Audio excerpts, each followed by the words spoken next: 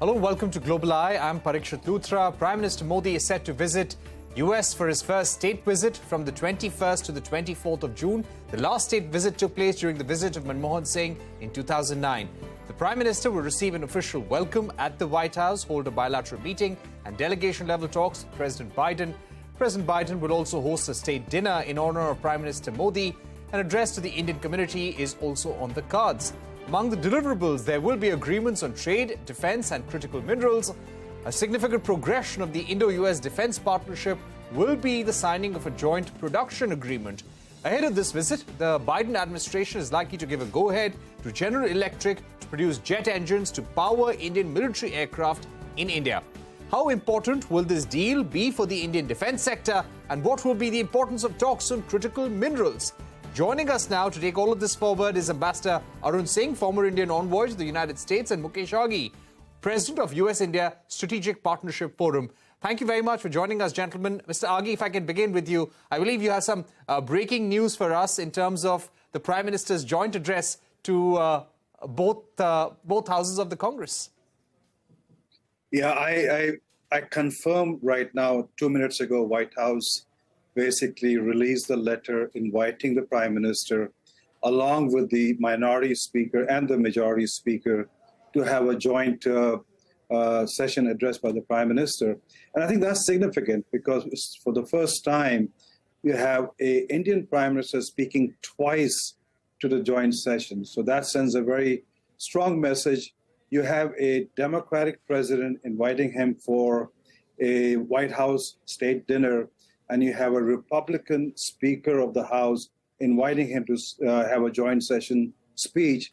It's a bipartisan support to the visit, and it's a strong message to the government of India. Right. Ambassador Arun Singh, coming to you now, this is Prime Minister Modi's first state visit. We've also heard this will be one of the longest state visits for any leader to the United States, as Prime Minister Modi will be spending 3 nights there.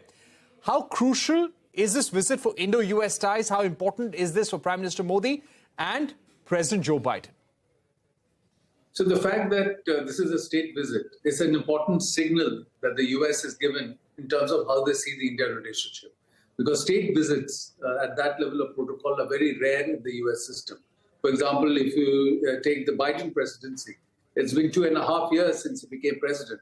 And the Indian Prime Minister would only be the 3rd state visitor of the Biden administration. But the first was President Macron in December last year. And then we had the South Korean president who was there in April.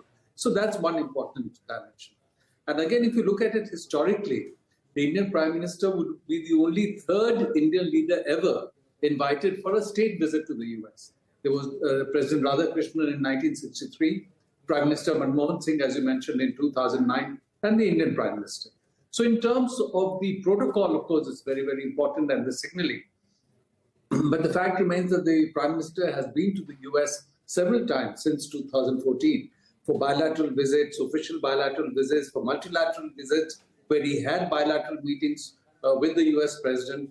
He was there in September 2021, when there was also a Quad meeting convened at that time. So there have been regular visits, but it's a signal that now they're doing a state-level visit.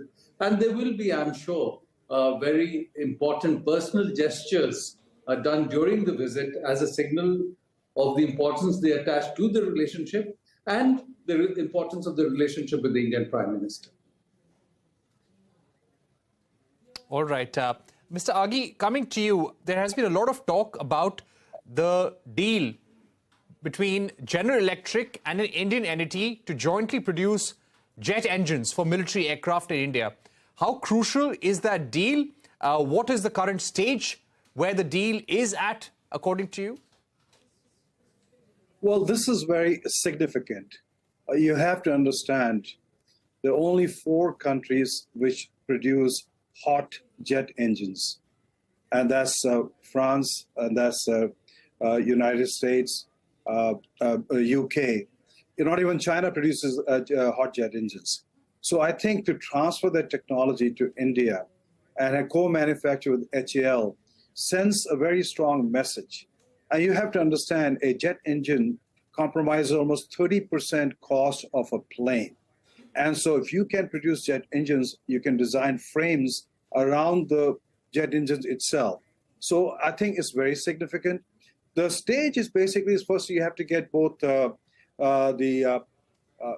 state approval, Commerce Department approval, DOD approval, then the White House has sent to the Congress for approval. So that process is continuing, and at some stage both GE and HAL have to sit down and also work out the commercial agreement between the two companies. But the momentum is moving the right direction, and if that happens and it gets announced, it sends a very strong message that the ties between India and US have gone beyond the commercial deal. Now they're working on transferring technology, which is critical to India's growth strategy also. So you're saying that the HAL being confirmed as a joint production partner, that has already been agreed upon, Mr. Aghi, according to you? So my understanding is HCL has been basically working on some of the GE earlier part of the version of the engines itself. So they are in discussion. Have they finalized the details? Not yet. They're still working on that. But I think it's important to understand it's not just this technology itself. This is just the beginning of multiple other technologies which will be transferred to India. So India becomes much more self-sufficient in defense technology and civil aviation technology and become less reliant on Russia and other platform itself. Right. Coming to you, Ambassador Arun Singh, the agreement on critical minerals, how important would that be when it comes to the deliverables of this visit? Parikshit, before I respond to your question, just wanted to add a couple of thoughts to what Mukesh said on the GE jet engine technology. And in addition to the points he mentioned, that if this deal goes through, it will be significant. One, because in 2014, India and the US had done the agreement on defense, trade and technology initiative. And one of the criticisms was that no major technology transfer arrangement could be worked out at that time. Now, since then, of course, the US in 2016 declared India a major defense partner. And then in 2017, President Trump placed India on strategic trade authorization level 1, which means highest level technology releases that the US does to its closest allies. So in a sense, steps were being taken. And in January this year, India and US launched a new initiative for a partnership in critical and emerging technologies: artificial intelligence, quantum, cyber, 6G, biotech, commercialization of space, semiconductors, signaling that they want to take the partnership to a notch higher in terms of technology collaboration. So given that, and in that statement that was put out after that meeting, there was a specific reference on how the US administration will try and process the GE engine proposal. So if it goes through, I think it will be another signal that the US is advancing the relationship with India to another level of technology partnership. So given that, I think what you mentioned, the partnership for critical minerals, of course, will be important, but even more important would be advancing this partnership on critical and emerging technologies, because these technologies are going to transform completely the way we live, the way we work. And if we are able to partner with each other in these cutting-edge technology areas, then we will be able to create new opportunities for production, new opportunities for trade, and that will be very significant. Right. Mr. Aghi, give us a sense of the conversation taking place on critical minerals. What has been the industry chamber's view and recommendations to both governments as to what should be the next steps in terms of operationalizing the agreement, the talks on critical minerals and technology? Well, let's take one example, which is lithium. And if India is going to commit to 2070 a zero carbon environment, it needs to be able to not only mine, but process and come up with some of the renewable technology through lithium itself. And today, if you look at almost 90% of that environment is controlled by China. United States is worried about that. Europe is worried about that. So is India worried about that. So I think it's important that both countries work out the process, the technology transfer, just on one aspect of lithium processing and building into a battery environment. It is a win-win value proposition. India just announced that it discovered large lithium environment in the state of Kashmir. So I think it's important we leverage a lot of those technology, bring them to India, and become a processing center, not only just for India itself, but for Europe and Western Europe itself. Right. Ambassador Arun Singh, my final question. The GE deal, as Mr. Aghi is being pointing out that it may happen with HAL, if this does go through, what kind of a signal does it send to China?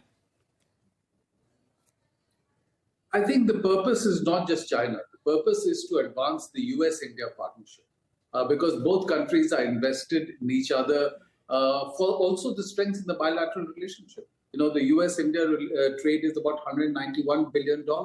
It has increased more than 7 times in the last 20 years. And US remains India's largest partner.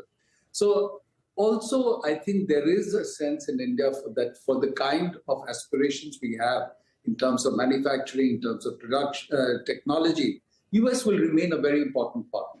So I think the first is to enable ways so the aspirations of the Indian people for development can be brought about. So I think you should keep that in mind. And as far as the signal to China is concerned, I think it's the broader India-US relationship, because the US has now said on a number of occasions that it sees the rise of India to be in US interest. It sees India as a net security provider in the region. It sees India as a very important partner in the context of the Indo-Pacific. So the GE deal will be just one element in that to show that the two countries are ready to take technology partnership, defense technology partnership to another level, which will deepen the overall relationship between them. And again, the US has said that you know, even if India doesn't take an overtly anti-China position, even if India is not an ally as such of the US, but a strategic partner, a strong India in itself is a deterrent to China's unilateral and aggressive posturing in South China Sea, East China Sea, along the LAC and elsewhere. We are going to take a short break now, but don't go anywhere. We will be discussing the BRICS foreign ministers meeting that has been held in South Africa. Foreign ministers of Brazil, Russia, India, China and South Africa have called for rebalancing of the global order away from the West. A detailed discussion when we're back.